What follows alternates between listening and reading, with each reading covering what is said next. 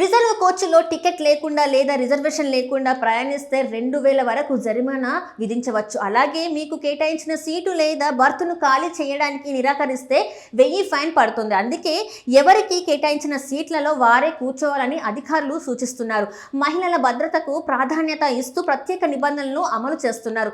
మహిళలకు కేటాయించిన కోచ్లో పురుషులు అనధికారికంగా ప్రవేశిస్తే 2500 వరకు జరిమానా విధించే అవకాశం ఉంది. అందువల్ల రైలు ఎక్కే ముందు కోచ్ రకం సరిగ్గా చూసుకోవడం చాలా ముఖ్యం. రైల్వే ప్రాంగణంలో లేదా రైల్లో ధూమపానం చేస్తే 2000 వరకు జరిమానా విధిస్తారు. అలాగే ప్రమాదకర వస్తువులు తీసుకెళ్తే 10,000 వరకు ఫైన్ విధించవచ్చు. ప్రయాణికుల భద్రత దృష్ట్యా ఈ నిబంధనలను మరింత కఠినంగా అమలు చేస్తున్నారు. స్టేషన్ లేదా రైల్లో అనధికారంగా తినుబండారాలు విక్రయించడం, భిక్షాటన చేయడం, ప్రయాణికులకు ఇబ్బంది కలిగించే అక్రమ కార్యకలాపాలకు పాల్పడితే 2000 వరకు జరిమానా విధిస్తారు. అలాగే రైల్వే ఉద్యోగుల విధులకు ఆటంకం కలిగించిన 1000 నుంచి 2000 వరకు ఫైన్ పడుతుంది.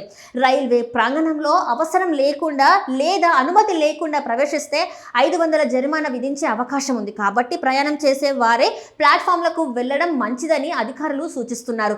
జరిమానాలు వసూలు చేసే అధికారం ఉండేది కాదు. కానీ కొత్త చట్ట సవరణలతో ఇప్పుడు అక్కడికక్కడే ఫైన్ వసూలు చేసి రసీదు ఇవ్వగలుగుతున్నారు. జరిమానా చెల్లించకపోతే సంబంధిత పోలీస్ స్టేషన్లో కేసు నమోదు చేసి కోర్టులో హాజరుపరిచే అవకాశం కూడా ఉంది. మొత్తానికి రైల్వే ప్రయాణాలు మరింత సురక్షితంగా, పరిశుభ్రంగా, క్రమబద్ధంగా మార్చడమే ఈ కొత్త నిబంధనల ప్రధాన ఉద్దేశం. కాబట్టి ప్రయాణికులు సరైన టికెట్తో ప్రయాణించడం, రిజర్వేషన్ నిబంధనలను పాటించడం, రైల్వే సిబ్బందితో సహకరించడం ఎంతో అవసరం. ఈ కొత్త